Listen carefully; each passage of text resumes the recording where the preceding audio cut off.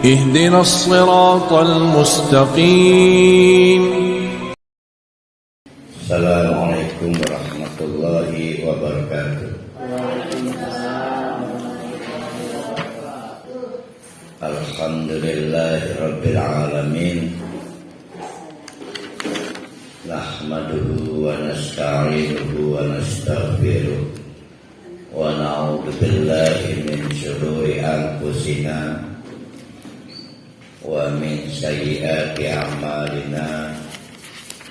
May yahdihillahu fala mudilla lahu wa may yudlilhu fala hadiya lahu. Asyhadu an la ilaha illallah wa asyhadu anna Muhammadan abduhu wa rasuluh la nabiyya ba'dahu. Mudah-mudahan pada Ahad, kajian Ahad subuh hari ini, kita dimudahkan oleh Allah menyelesaikan surah Hud, sehingga pada pekan mendatang kita sudah masuk ke surah Yusuf. Jadi kalau lewat waktu sedikit, saya tetap akan menyelesaikan. Jamaah yang keburu punya janji ke alun-alun, nggak apa-apa. Yang takut mau ke alun-alun Pandeglang, jogging. Karena tanggung met. Surah Hud ini diopinikan oleh Nabi Muhammad sallallahu alaihi wasallam sebagai surah yang menyebabkan beberapa bagian dari rambut Nabi Muhammad sallallahu alaihi wasallam beruban. Jadi suatu hari Nabi dikomentari mulai beruban ini rambut. Maka Nabi menjelaskan tidak ada yang membuat rambutku beruban kecuali surat Hud ini.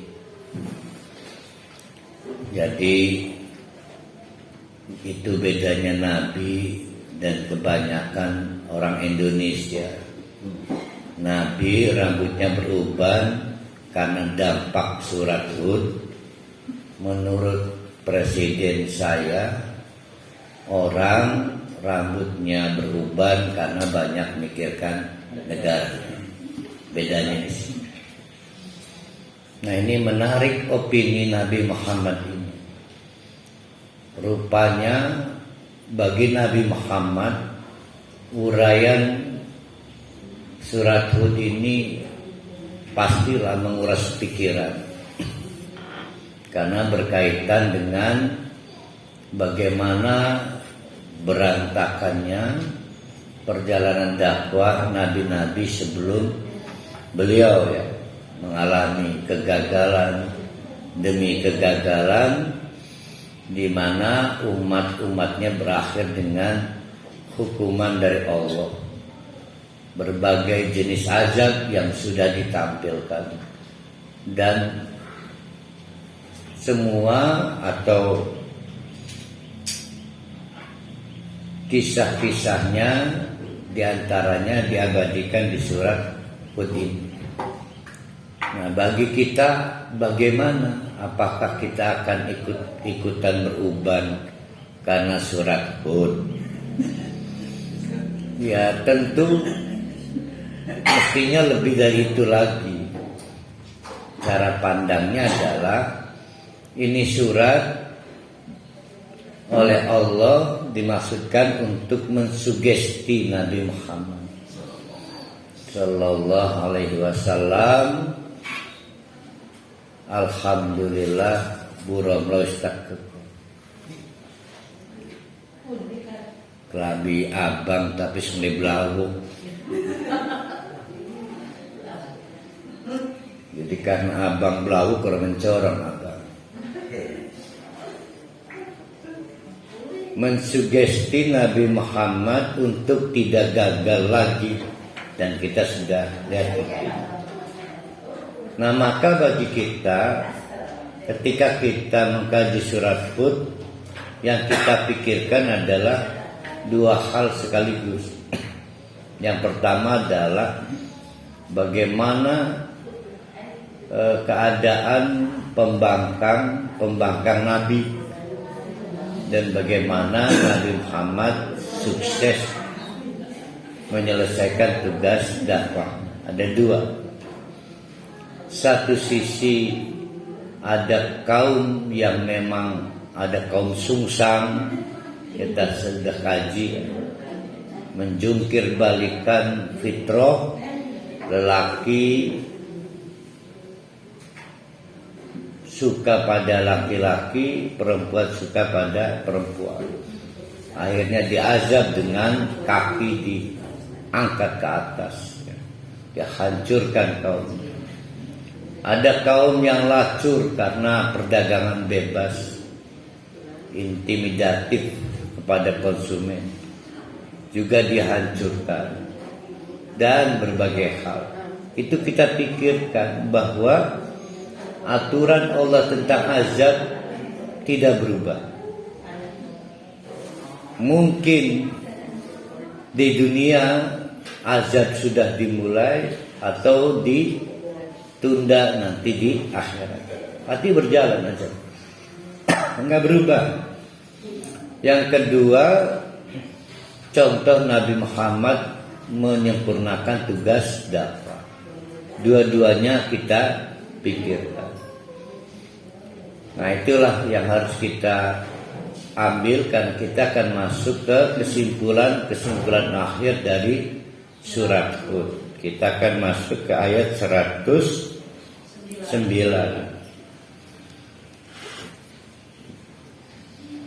Masih ingat total 7 kisah. Dimulai dari kisah Nabi Nuh, Nabi Hud, Nabi Saleh, Nabi Syuaib, Nabi Lut, Nabi Yakub, Nabi Ibrahim, lalu terakhir Nabi Musa. Sudah 7 kisah itu disampaikan kepada Nabi Muhammad. Maka Allah akhirnya memberi nasihat. Allah berfirman, hai Muhammad, fala taku, mangkane itu apa artinya? Oleh karena itu, janganlah engkau menjadi fi miryatin, dalam situasi tidak menentu. Berarti ketika surat atau rangkaian ayat ini turun, secara psikis Nabi sedang semacam kena mental menghadapi situasi dakwah yang menurut Nabi mekenen amat. Nah, akhirnya Allah dengan penuh kasih sayang, tidak ingin nabinya ini gagal dakwah, memberikan banyak contoh, 7 kisah. Walaupun tidak rinci poin-poin pentingnya, maka kata Allah, fala taku fi miryatin. Wis ya, aja bimbang mah. Jangan ragu lagi, atau tidak ada alasan untukmu hai Muhammad dalam situasi fi miryatin, penuh kebimbangan, mimma ya'budu haula'i, terhadap pendirian mereka dalam hal beribadah maupun apa yang disembah. Ya. Kalau di Mekah berarti yang dihadapi orang-orang yang menyembah berhala. Di Madinah lebih variatif lagi, ada menyembah dunia, ada menyembah kapitalis, ada menyembah rezim. Contoh-contohnya sudah lengkap jauh sebelum Nabi Muhammad. Mereka yang mengingkari kenabian, mengingkari kitab suci, mengingkari kerasulan, pasti diazab. Ma ya'buduna illa kama ya'budu aba'uhum min qabl. Bukan barang baru, hai Muhammad. Yang kamu hadapi bukan barang baru. Dari dulu sudah begitu. Mereka yang menolak Nabi, mereka yang menolak Rasul adalah orang yang pegangannya adat istiadat, titik sejebuk. Ya. Maka kata Allah, ma ya'buduna, argumentasi bahwa mereka punya cara ritual, cara beribadah itu illa kama ya'budu aba'uhum min qabl, hanya didasarkan kepada contoh orang-orang tuanya dahulu, tradisi. Jadi kalau hari ini masih ada ustadz membanding-bandingkan agama yang dicontohkan Nabi Muhammad dengan pertimbangan kebudayaan, basi, ya, lemah mental, sindrom, lebih takut pada kekuasaan daripada azab Allah. Ya, naudzubillah, sudah harus berakhir, ya. Tidak ada NU, tidak ada Muhammadiyah, tidak ada Persis. Yang ada adalah mau ikut Allah atau masih mau tertahan oleh adat istiadat. Jadi pintar ini orang-orang liberalis, orang Yahudi ini dibuat enggak pede karena dituduh Wahabi, dituduh Muhammadiyah, dituduh Persis, susah diatur, dituduh radikalis. Nah, sekarang identitas ini basi, ya. Basi. Kalau masih ada ustadz berusaha beramah tamah dengan eufemisme, maka dia ustadz itu harus belajar surah Hud. Lihat ustadznya, kalau belum berubah, dia belum mengkaji surah Hud. Karena Nabi Muhammad sudah menegaskan bahwa saya ini berubah bukan karena mikirkan negara, bukan, tapi karena mikirkan surah Hud. Ya. Wa inna lamuwaffuhum nasibahum ghaira mangkusin. Jangan khawatir soal mereka yang menghalangi dakwah kamu, akan sama dengan yang sebelum-sebelumnya. Sama Pak Rusdi. Yang dipersoalkan Pak Rusdi dibantah oleh Allah. Jadi tetap yang menentang kenabian diazab. Gairu mangkusin, tidak berkurang cara Allah mengazab. Termasuk umat Nabi Muhammad. Ada juga kapan diazab. Nah, yang sudah dijadikan sejarah itu sudah terjadi itu. Nah, bagaimana umat Nabi Muhammad, kapan diazabnya? Kapan? Yang pasti yang pernah diterima kaum Ad, kaum Madian juga akan diterima siapapun yang menentang dakwah Nabi Muhammad yang dikaitkan dengan adat istiadat. Itu soal adatnya. Ya, atas nama adat maka ada bid'ah. Atas nama adat ada khurafat. Atas nama adat ada kemusyrikan. Kan semua adat nih gitu. Maka kata Allah, wa inna, sungguh kami Allah la muwaffuhum akan mengazab mereka secara penuh ghairu mangkusin, tanpa dikurangi. Ya.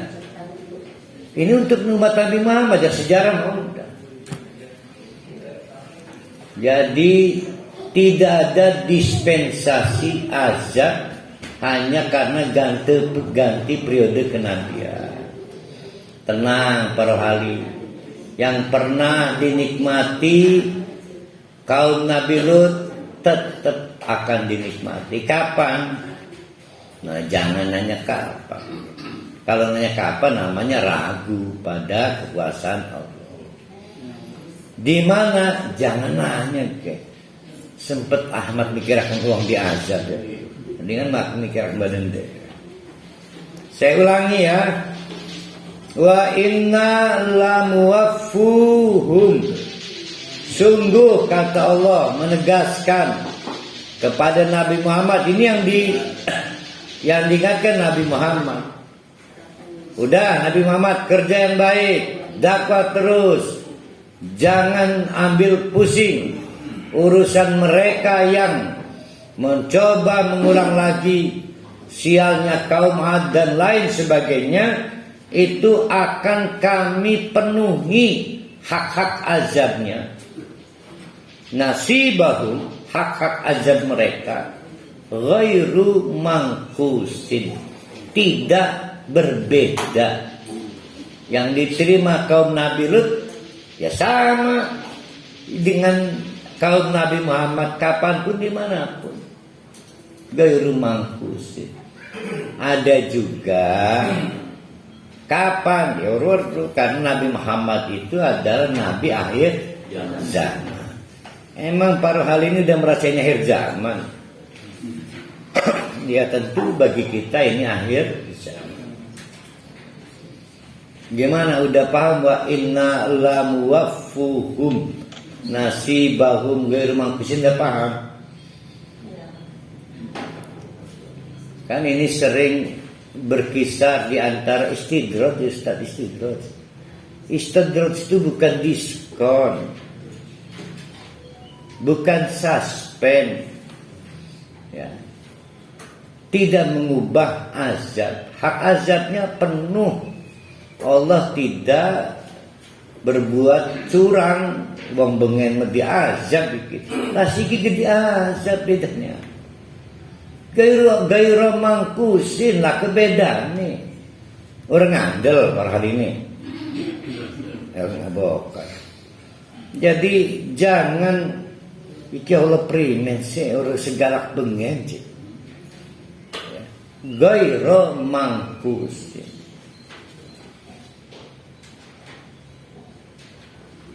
Enak jadi orang dulu apa orang sekarang ya? Orang dulu mah jadi rasa kok. Orang dulu belum merasakan saya. Bukan, namun kita kan tidak belajar nih. Primen ya. Jadi azab itu kelihatan gitu. Bukan gosip gitu. Gimana coba? Enaknya orang dulu apa orang sekarang Pak Judi? Kalau Pak Judi milih.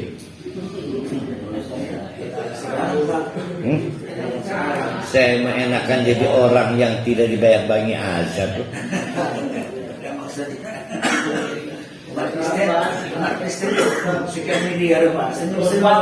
Ya gimana kawan? Umat Nabi Muhammad kan oleh Allah diberikan keterangan seperti sejarah-sejarah kaum yang lalu ya Pak ya. Apakah ini berarti untuk kaum Nabi Muhammad yang istilahnya tidak melaksanakan dengan informasi ini, jadi lebih besar adabnya atau dosanya dibandingkan dengan kaum yang lalu yang mereka tidak pernah ada informasi dari yang lalu gitu. Pertanyaan Pak Wawan membuktikan jamaah belum paham. Ini pertanyaan Pak Wawan. Mah. Belum dibusak, mah. Belum dibusak. Saya nggak berani pindah dari 109 kalau belum paham. Kan ini kan kesimpulan Allah dari rangkaian seratusan ayat. Jadi ada dua situasi yang agak berat ya. Satu, Nabi Muhammad Nabi terakhir. Sementara umat Nabi Muhammad harus melihat fakta historis kegagalan dakwah sebelumnya. Ada dua. Nah, timbul pertanyaan, arep dikonodakan mana? Tah, Nabi terakhir gimana? Karena azab dengan teori yang dahulu meminta ganti Nabi. Karena kan ganti umat. Nih ya. Fa'inna itu. Itulah sama ya. Inna la muwaf. Ini kesimpulannya. Ini hukumnya umat Nabi Muhammad nih. Bukan kaum Adagi benar lain. Nasibahum. Berarti jatah azab maksudnya.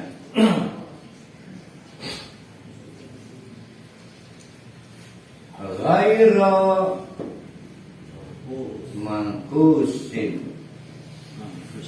presisi.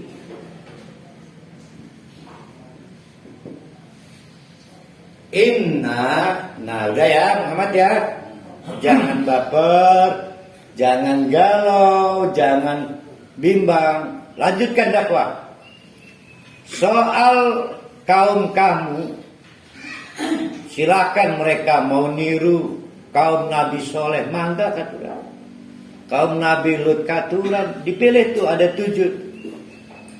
Yang pasti, walaupun kau episode terakhir, tetap hak azab umatmu ghairu mangkusin, sama persis dengan azab umat sebelum kami.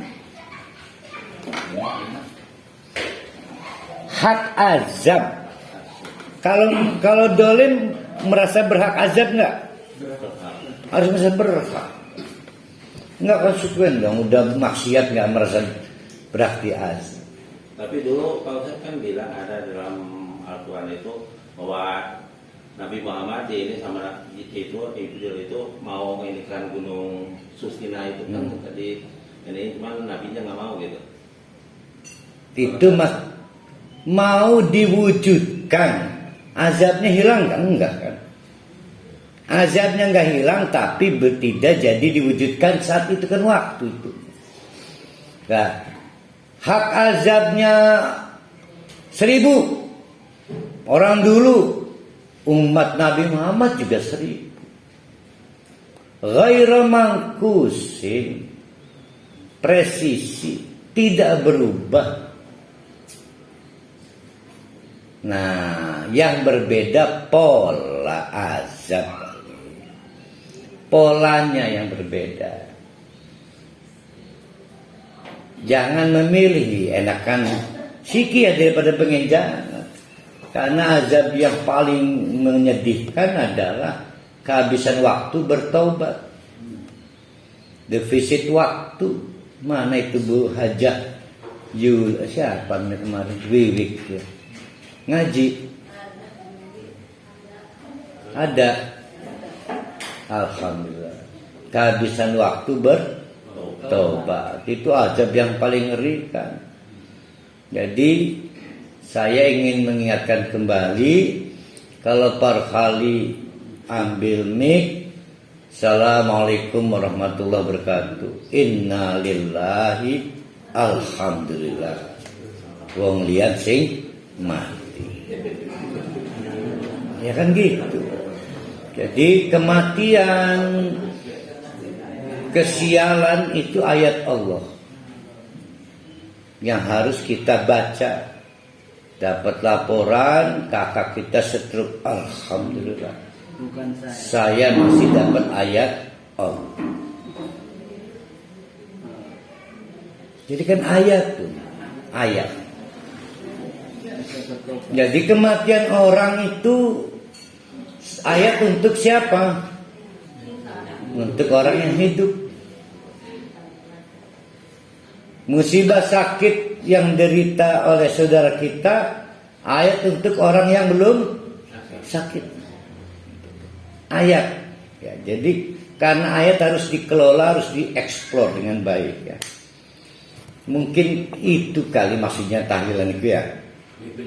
Mungkin ini mah. Tapi kan agama nggak boleh mungkin. Agama kudu pas. Mas agama mungkin.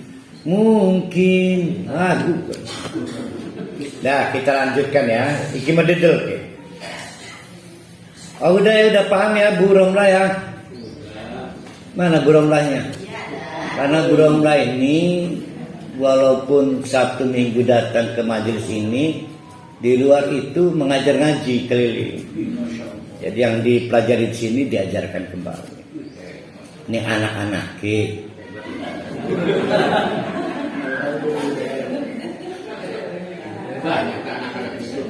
Anak asuh, anak tetangga segala, anak uang mana? Walaqad ataina Musal kitaba, dan sungguh dulu kata Allah pada Nabi Muhammad, kepada Musa juga pernah diturunkan kitab. Faktulifa fihi, dipersoalkan, diperdebatkan. Ada yang pro, ada yang kontra. Walaula kalimatun sabaqat min rabbika. Tunggu Muhammad, tunggu. Ini khusus untuk kamu. Nah, ini yang dipersoalkan pahlawan.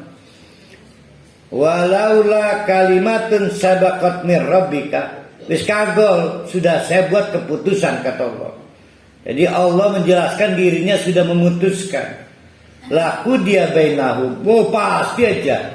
Azabnya nggak beda dengan azab orang dulu. Paham kan?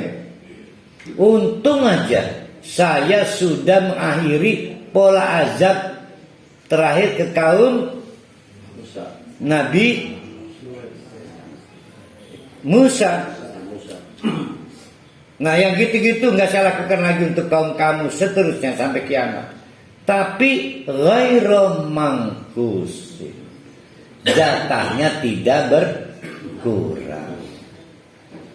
Jadi Allah adil. Dulu yang pembangkang Nabi azabnya misalnya berbobot 1000, ya sekarang nanti 1000. Cuma dramanya dibuat tidak sama. Ya. Wa ma arsalnaka illa rahmatan lil alamin. Oh enak jadi umat Nabi Muhammad karena lebih besar rahmat Allah. Nah rahmat Allahnya apa? Yang diazab orang untuk yang belum diazab. Jadi azabnya dipertontonkan dengan penuh kasih sayang supaya orang bertobat. Sekarang saya mau tanya, tapi sensitif pertanyaan ini. Saya ahli ibadah, berang uje diberi penyakit yang teger udah pantas. Saya layak azab enggak? Sebenarnya. Layak. Menurut Allah layak diazab. Walaupun 0,0. Tapi Allah membutuhkan saya diazab untuk anak-anak saya. Saya adalah orang yang diperalat Allah menjadi model agar anak-anak saya tidak mengulangi. Karena saya adalah budak Allah. Saya adalah hamba Allah. Maka betapa rugi dan serugi-ruginya anak saya pelongo. Udah bapaknya diazab kayak gitu, anak saya nggak ada perubahan. Rugi bandar loh. Nah. Mendingan dungu daripada pelongo. Karena dungu makan sungai morok gerung. Jadi kadang-kadang ya bingung ya, nggak pantas saya punya penyakit gitu misal. Kita merasa orang yang tidak pantas diajak, siapa bilang pantas diajak kapanpun dimanapun. Tapi buat siapa? Buat anak-anak saya, teman saya, sahabat saya diajak. Nah itu maksudnya gitu. Itulah wa ma arsalnaka illa rahmatan. Ada balutan kasih sayang Allah. Allah merunyani yang belum diazab ini. Kalau orang alim itu ada bentuknya bukan ujian. Nah makanya bisa teruskan. Nah karena kita ini bingung, selalu kita mengeufemisme. Insya Allah Bapak mau bukan ajab ujian. Ini kuno baik. Saya mau nanya sekarang, jeleknya apa kalau orang saya diazab, jeleknya apa? Emang masalah buat nafkah saya? Lalu kita bungkus, kita tulis spanduk, mohon doanya musibah. Bukan lagi diajab dia mau musibah. Setan doang sing mengubah yang keras peringatan Allah jadi lembut. Apa sih masalahnya? Masalahnya apa kalau kita bilang, ya Allah, jangan ulangi yang saya lakukan, saya diazab. Oh. Ikimu ya Allah, minta doanya saya musibah. Nggak sanggup kayaknya. Ngomong azab tuh nggak sanggup. Apa sih masalahnya?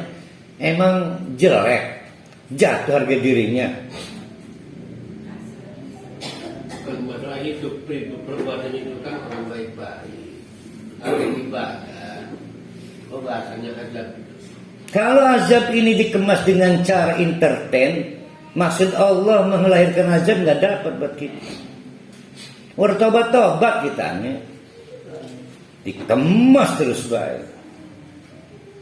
Makanya kan pernah saya bertanya, bani ore gendegak wong gering di rumah sakit teh, untung teteh masih bisa ngomong gancang tobat, lagi diazab teteki, bani nggak berani.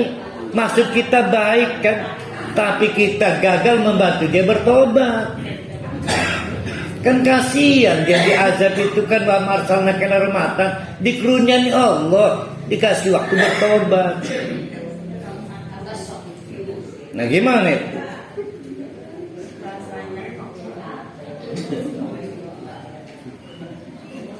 Masih mau eufemisme? Al-Quran ini ada eufemismenya enggak?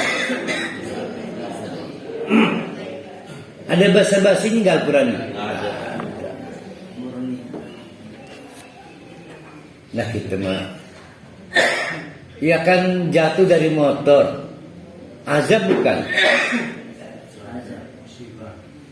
Nah kok betul, musibah kan?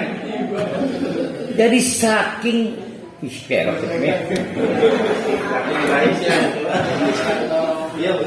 saya kepleset, saya ini kan sudah mentua, jadi takut saya itu kepleset.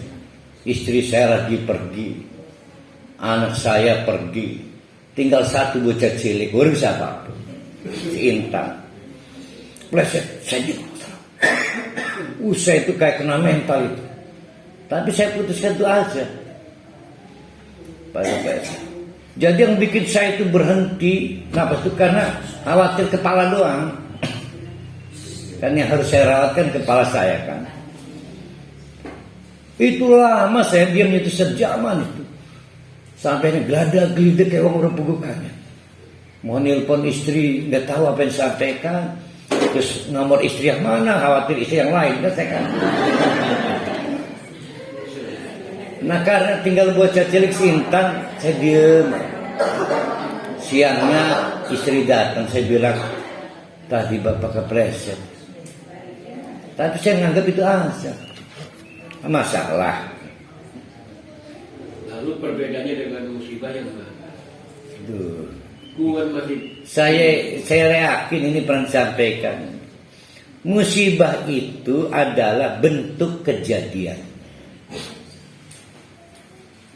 Ujian kali artakan ujian bukan kali ya. Iya. Oh.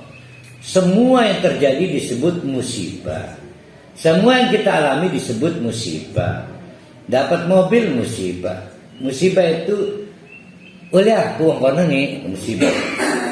Ada kejadian aku. Musibah baik. Nah, nikmat apa anak?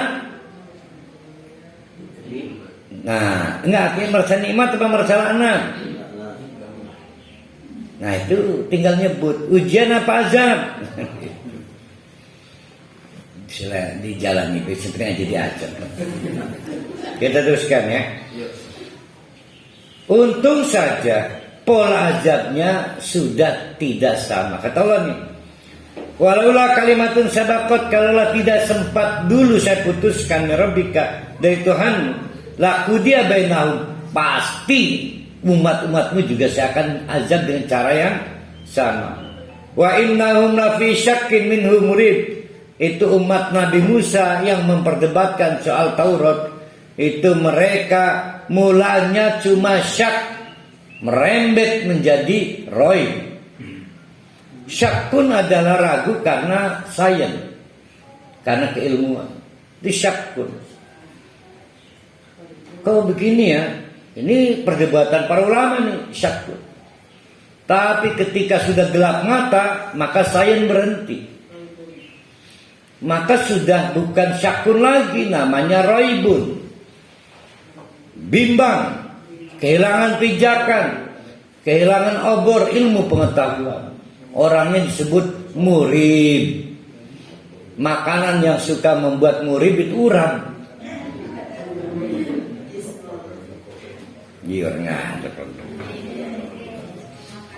Jadi bayangkan ya kalau lihat tragedinya ya, sarjana-sarjana kaum terdidik yang mendebat Nabi Musa soal Taurat gagal menyelamatkan ilmu pengetahuan, tergelincir sampai ke dasar sama dengan tidak punya pengetahuan, disebut muribun, basisnya roibun.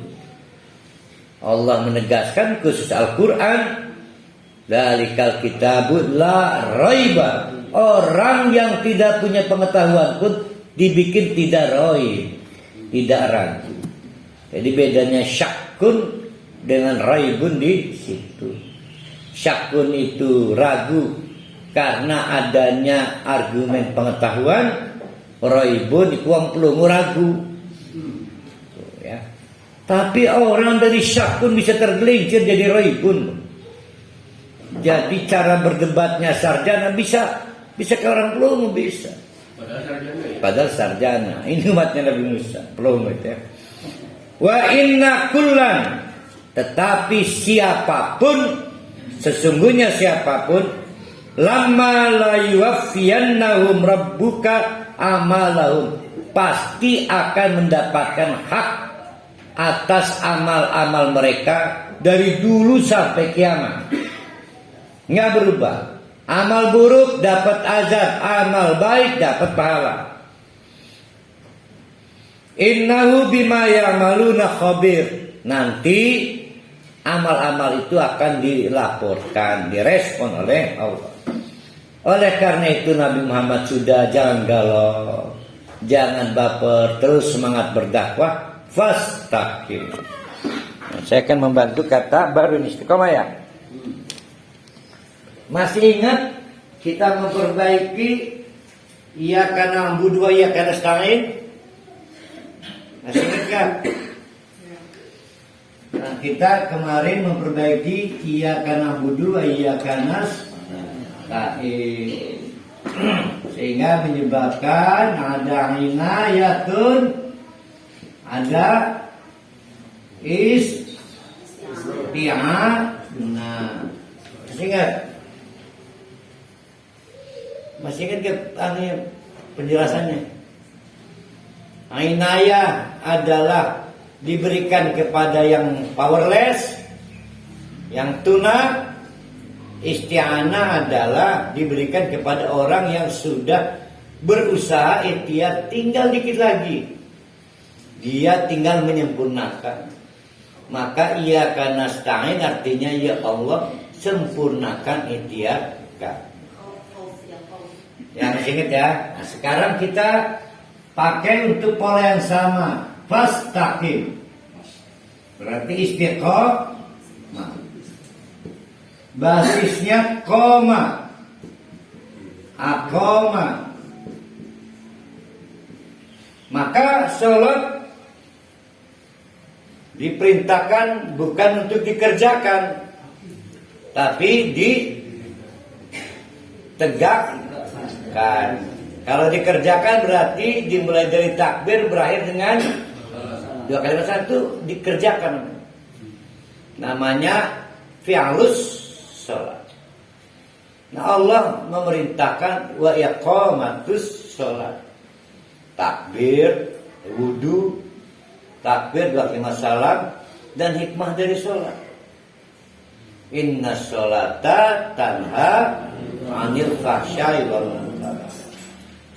Kalau teori iqamatus sholat tegak, nggak mungkin orang sholat korupsi, nggak mungkin. Nggak mungkin dari teori. Karena sholat itu punya dampak lanjutan tanha 'anil fahsya'i wal munkar. Fokus dan bekerja keras memelihara faedah sholat disebut iqamatus sholat. Ketemu lagi duhur, ketemu asar. Berarti duhur ketemu asar berapa jam? 3 jam. Sepanjang 3 jam itu dia memelihara faedah sholat duhur sampai ketemu asar lagi. Namanya ketemu sholat. Nah, mampu menjaga faedah sholat. Berat kan? Maka nelpon istri. Mama, 2 jam lagi sholat asar. Tolong ingatkan bapak bahwa bapak sudah melakukan duhur, masa mau dibuat maksiat. Jaga bapak. Oh, semua teman ingatkan saya. Nah, itu namanya istiqomah. Istiqomah itu berarti minta dimampukan untuk menegakkan amal. Istiqomah, istaf'ala yastaf'il. Kata Allah, fastaqim. Hei Muhammad, kalau kamu ingin paripurna dakwah kamu, minta kepada Allah untuk ditegakkan. Apa instrumen yang dibutuhkan? Ilmu pengetahuan, logistik, minta ke Allah.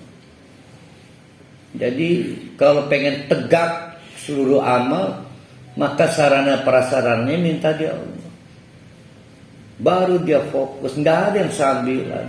Lah sambilan pengajian nggak ada. Sambilan masak, ngebunuh suliah. Enggak ragu neng dulu.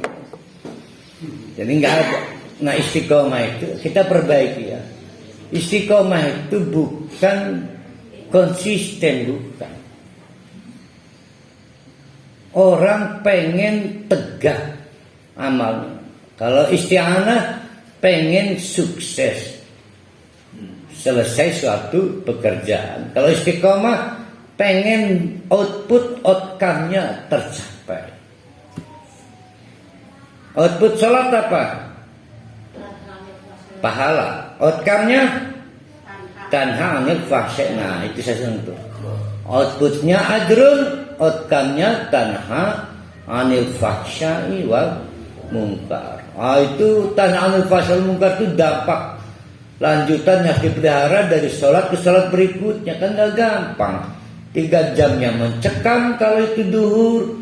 Kalau dari sholat subuh ke duhur berapa jam itu? 6 jam. Oh, lebih mencekam lagi, lebih ngeri lagi dari sholat isya ke subuh. Wah, ngelayap kita nih. Begini ngelayap, lebih ngeri lagi. Dibantu oleh Allah, ada tarfail lail, bisa sholat malam. Nah, maka mintalah kepada Allah kalau pengen tegak amal itu. Nanti istiqomah. Yang menarik, Allah mengingatkan kepada Nabi Muhammad, fastaqim. Jangan kerjasama dengan pendeta,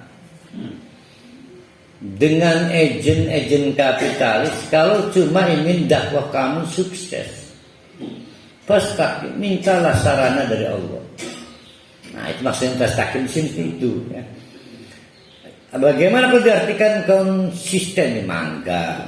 Tapi kan daudnya enggak keambil ya.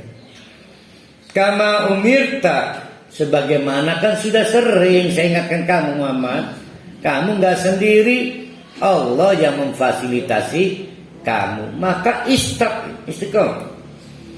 Wa man taba ma'aka, juga ajak itu pengikut-pengikutmu agar istiqomah. Cuma minta sarana dari Allah. Wala tatgau, tapi ayo jangan yang ganda mintanya, minta mobil, minta motor, minta sarana untuk sukses dakwah. Wala tatgau, jangan melampaui batas. Yang kamu minta supaya amal tegak, bukan mewah. Tuh kan dibatasi wala tatgau kan. Coba kalau kita pakai arti istiqomah dengan konsisten, mengkawinkan wala tatgaunya kemana? Di situ kan wala tatgau artinya jangan berlebihan, jangan melampaui batas ketika minta pada Allah. Jadi kalau saya butuh mobil, cukupnya untuk apa? Untuk ngamen keliling pengajian, bukan untuk pamer. Nah, tapi kan pengen lebih besar lagi. Anu be alasan si mana nih. Kadang-kadang paling lagi beras ya, jemaiku. Kan butuh gede tuh karung-karung itu. Maka butuh gede mah. Kadang gedang nih per hari. Betul. Jaluk maning konsul tempat anu kan pinggir. Minta di custom gede. Amplop wake seberang aya. Nah, itu tatgau. Jangan berlindung di balik jubah ustaz, kiai atau abu. Sekedarnya saja supaya tegak amal kita. Namanya istiqomah. Nah, ujian ini per hari baru ujian. Ujiannya, lamun lagi proyek dakwah, lancar itu. Sarana dari Allah itu. Lancar. Maka banyak orang yang pengen jadi proyek-proyek Islam lancar deh. Sarana dari Allah, istiqomah. Ingat ya. Istiqomah dibatasi wala tatgau. Allah Maha tahu penyakit kita. Terasanya kita lagi ibadah padahal sudah melampaui batas. Ya Allah, tolong mampukan saya haji, umroh, dakwah, mengajar ngaji. Minta sarana dari Allah, padahal udah melampaui batas. Sarana yang diminta melampaui batas. Pengen ini lagi, pengen itu lagi.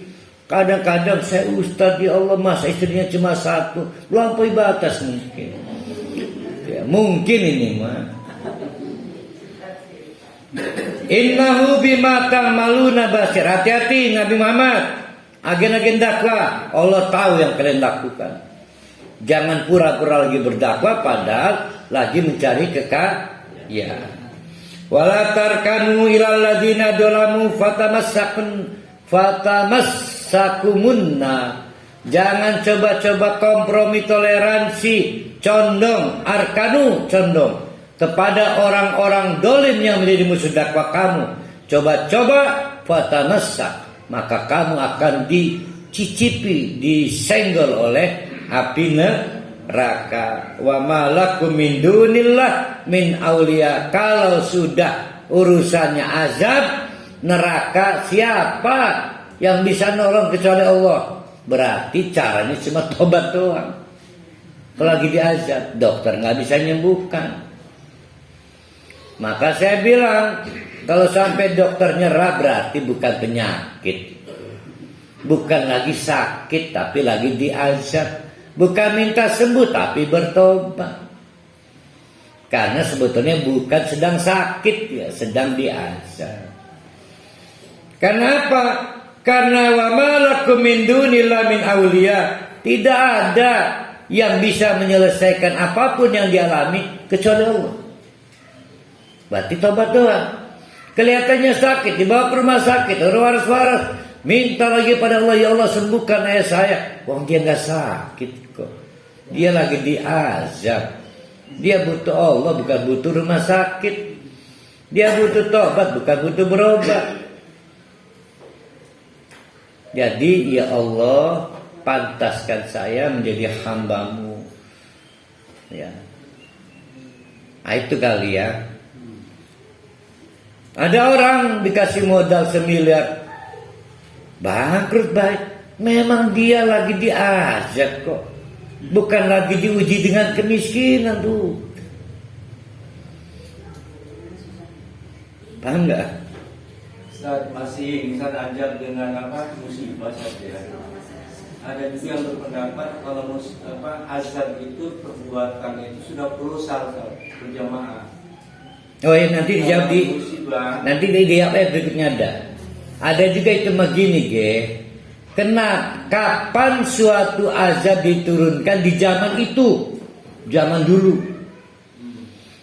sebelum Nabi Muhammad, yaitu minoritas ada yang nanti. Berarti patah itu udah ngintip berarti.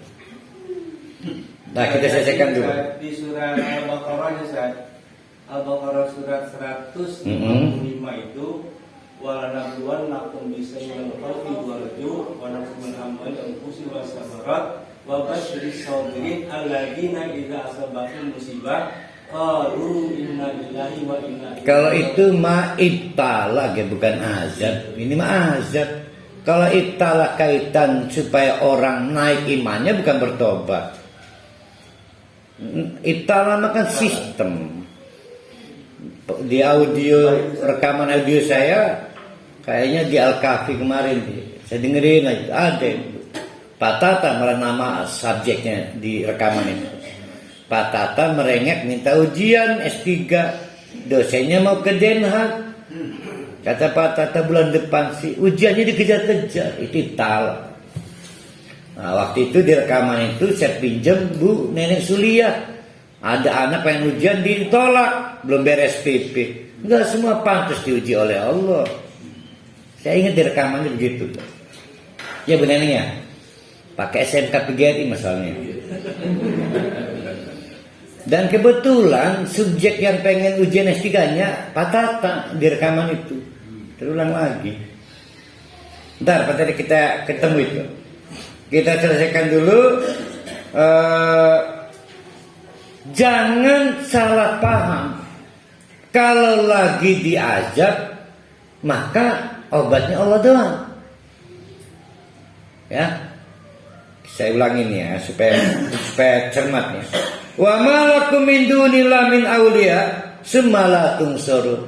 Coba-coba tidak tobat, mencari solusi lain, stroke, bangkrut, miskin, rabi, bangor, nggak akan ketemu. Latung sorun nggak akan dapat jalan keluar, karena harus kembali kepada Allah dengan cara bertobat baru kelar. Ya, ini maksudnya lihat di situ.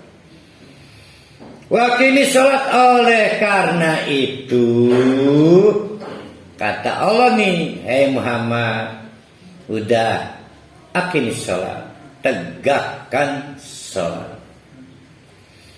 Torofain nahar, di ujung siang, di dua ujung waktu matahari. Berarti antara sholat subuh sampai sholat asar. Wa zulfam minal lail, dan di awal malam. Berarti maghrib, Aisyah. Tapi para ulama memasukkan juga sholat malam. Innal hasanati yudhibna sayyi'at. Dengan cara begitu, maka sholat kamu menghapus dosa. Dosa itulah pemicu azab. Jadi cara menyetop, mengikis azab dengan apa? Dengan menjaga sholat. Maksudnya menjaga itu selalu berjamaah atau tepat waktu? Ya ini mah Atau apa? menjaga sholat itu tetap mengerjakan sholat dari waktu ke waktu. Sekarang gini, subuh sholat terjaga, ya Allah. Saya ketemu sholat lagi duhur, terkontrol situ. Azab mau masuk jam berapa coba? Kita punya terminal-terminal kok. Jangan lebay sampai bicara jamaah gitu mah di KM lagi kampanye. Ini kita bicara privat mah. Bedakan kampanye di KM Rungsing masih sepi dengan bicara soal bagaimana orang dari terminal ke terminal jelas jalan ceritanya. Ketika ada musibah memang ujian bukan azab. Jadi sulit Pak Tata mengopinikan yang bisa cerita dia, sedangkan dia bersaksi boleh bohong. Kan boleh bohong saksi mah. Bisa. Sob. Di persidangan saksi walaupun disumpah boleh bohong nggak? Cuma berbohong, bukan boleh bohong. Berbohong, bukan boleh bohong. Maka hakim harus pandai. Kalau nggak pandai, nggak ada Haji Rusdi. Hakim harus pandai Pak Haji Rusdi ya. Karena saksi boleh berbohong.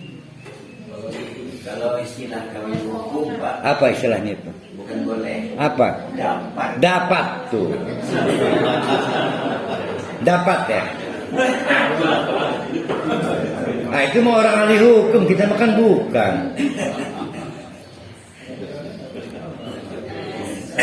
Innal hasanati yudhibnas sayiat.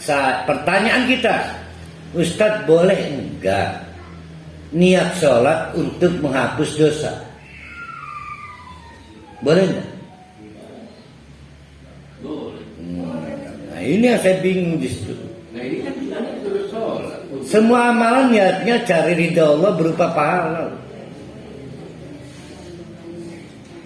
Nah, ini janji Allah, nggak usah diminta, nggak usah diniati.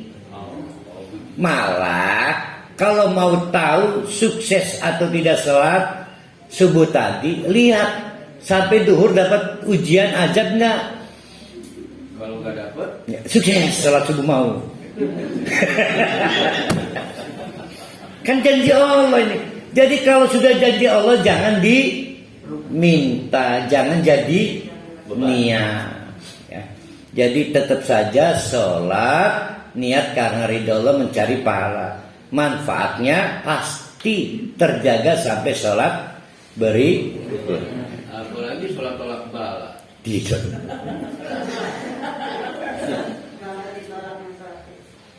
Japir punya.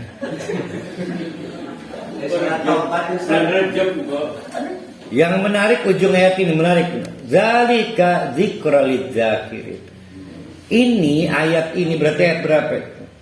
114 cuma manfaat buat orang yang ingat. Yang nggak ingat berarti hilang ingatan. Tuh, mau kau nanti kalimatnya apa tadi? Wasbir, tidak cukup modal sholat dari waktu sholat ke waktu sholat berikutnya. Wasbir, ayo, komitmen, pantang menyerah. Wasbir, bukan tahan uji, pantang menyerah. Kan ini kan teori menang ini. Fa innallaha la yudhi'u ajral muhsinin. Nah ini yang saya maksud. Jangan tidak sabar. Nah saya mau nanya nih. Kita baca dulu. Fasbir, sabarlah.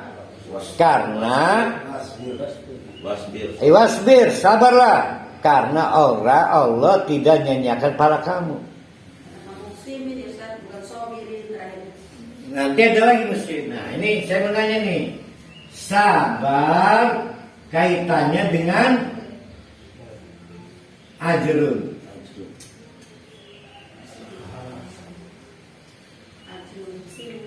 Saya sakit, kata istri saya, kepalanya masih nyeri. Sabar ya.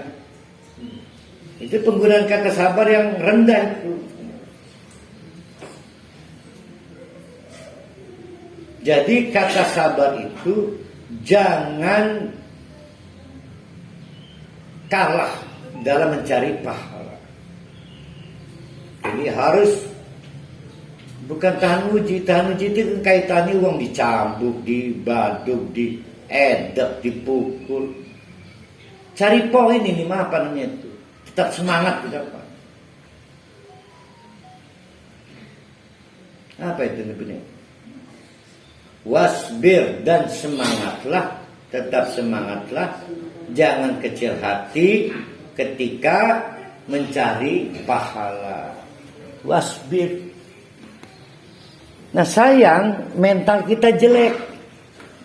Kita selalu mengkaitkan sabar dengan penderitaan.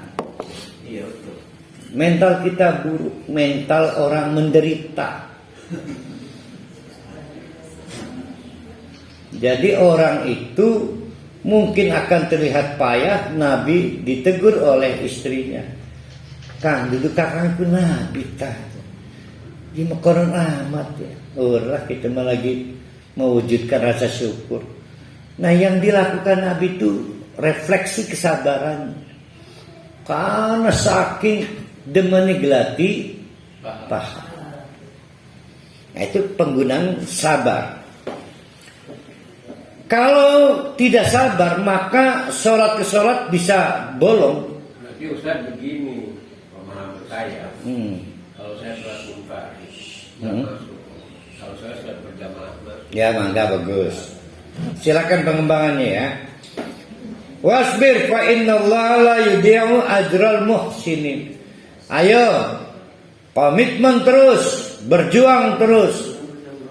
Karena Allah akan memberikan balasan pahala bagi yang berbuat terbaik.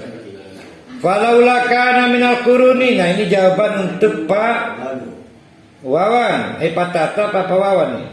Falaula kana minal quruni min qablikum, lamun tak bengen, berarti umat sebelum Nabi Muhammad.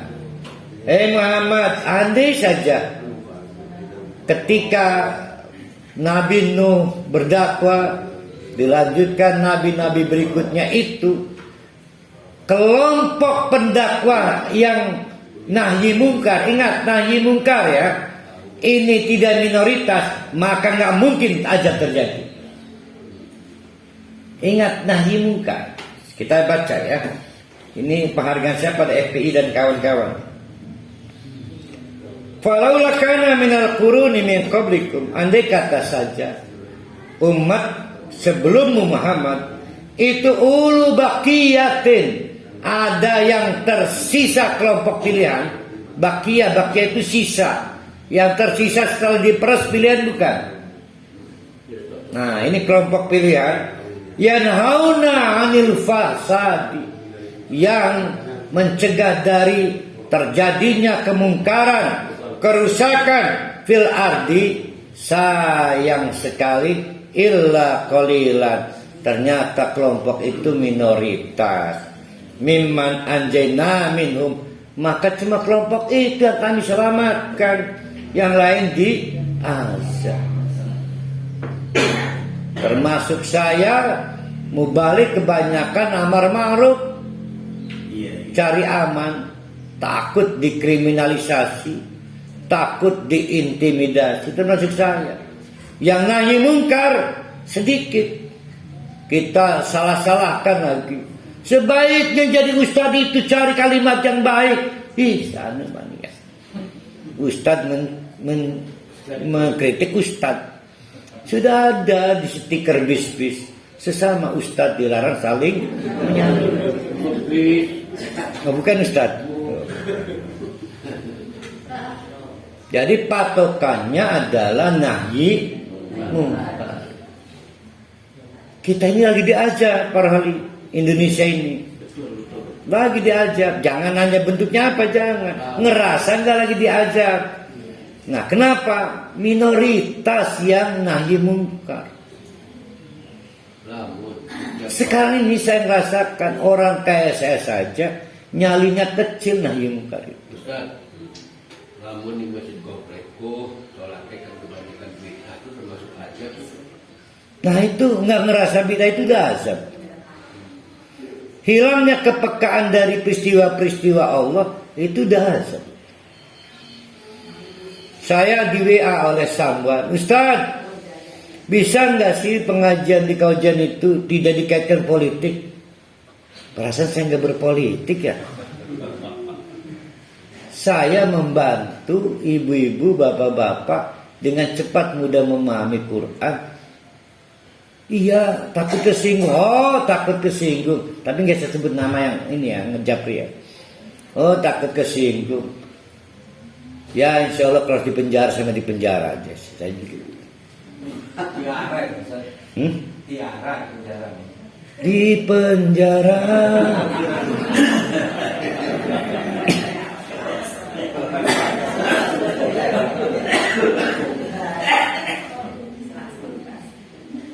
Mayoritasnya adalah wattaba'a, condong menjadi pengikut alladzina dolamu, orang-orang yang dolim, ma utrifu fihi wa kanu mujrimin, karena mereka mencari utrifu, kekayaan, kesenangan, kemewahan, dan mereka kemudian diazab. Jadi lawan nahyi mungkar itu kemiskinan. Ustaz sibuk bernahi mungkar dijamin miskin. Nah ini udah sunatullahnya. Kalau sibuk amar ma'ruf berpeluang sugih. Saya alhamdulillah ya kurang tertarik untuk basa-basi itu kurang. Kalau saya sebut beda-beda. Cuma keuntungan saya ada zona aman saya itu. Zona amannya saya sudah membulatkan tekad fokus ke Quran saja. Karena kemadhabi Quran mah. Ini anu tak Quran persis sih. Lah. Kalau ada kali palsu Qurannya. Itu gaya persis lah. Quran gaya NU lah ke gaya Muhammadiyah pada baik. Nah itu zona aman saya. Jadi saya ya lumayan radikal, saya kawil lah.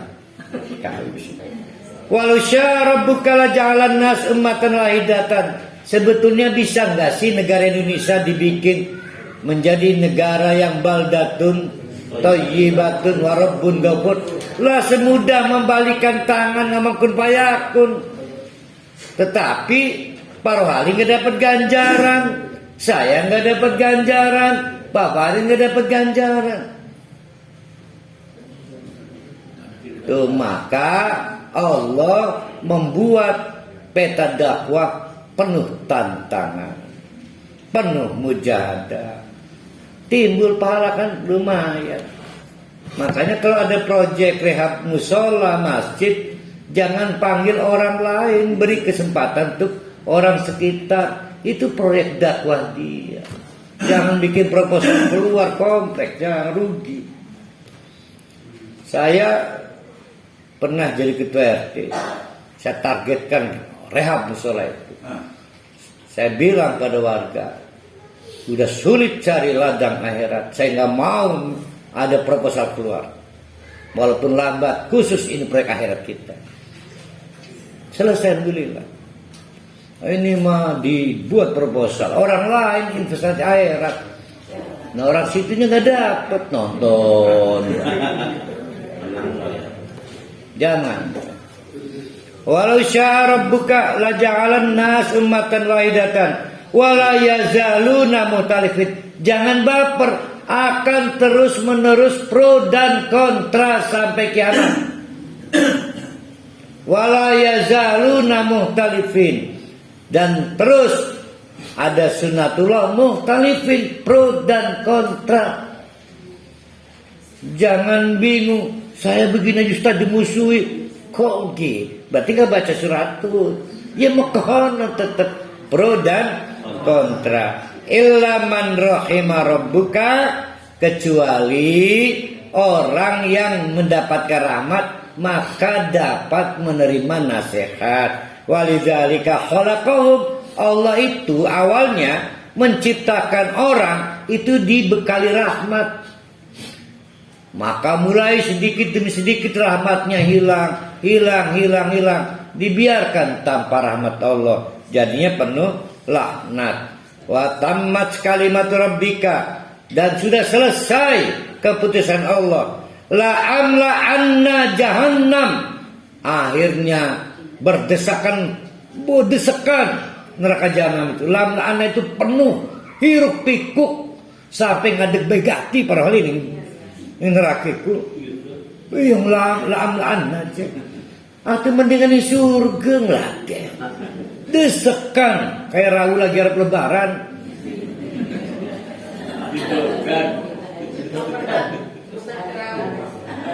La amla anna jahannam minal jannati, dibanding surga desekan yang neraka. Oh, banyak penghuninya. Iya maksudnya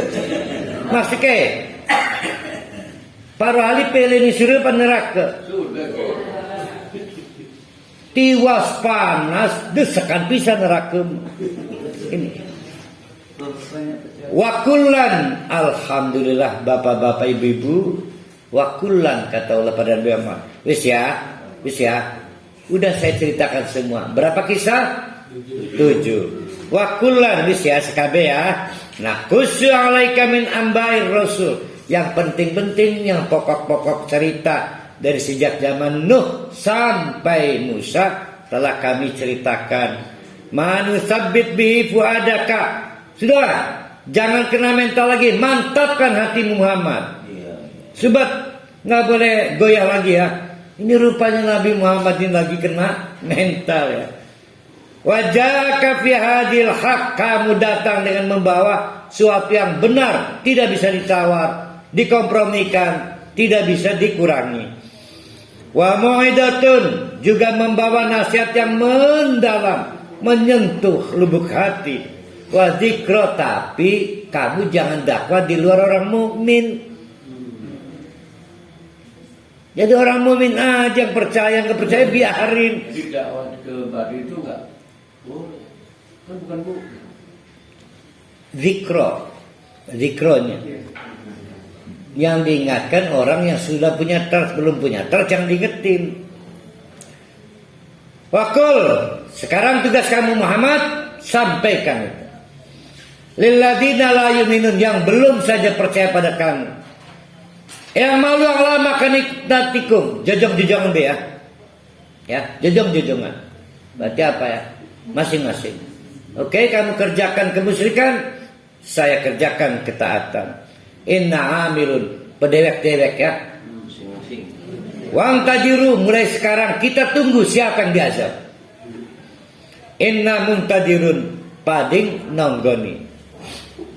Maka pada bertanyalah mereka. Ngomong azab mana, kapan itunya? Dijawab oleh Allah. Walillahi ghaibus samawati wal ardh. Tata, azab itu soal waktu.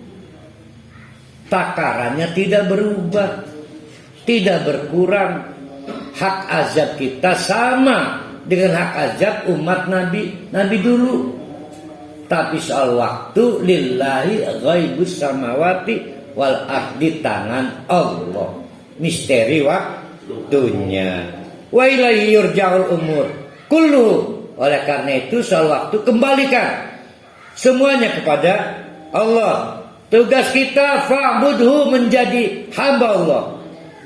Wa tawakkal, mewakilkan urusan yang kita tidak mampu selesaikan kepada Allah.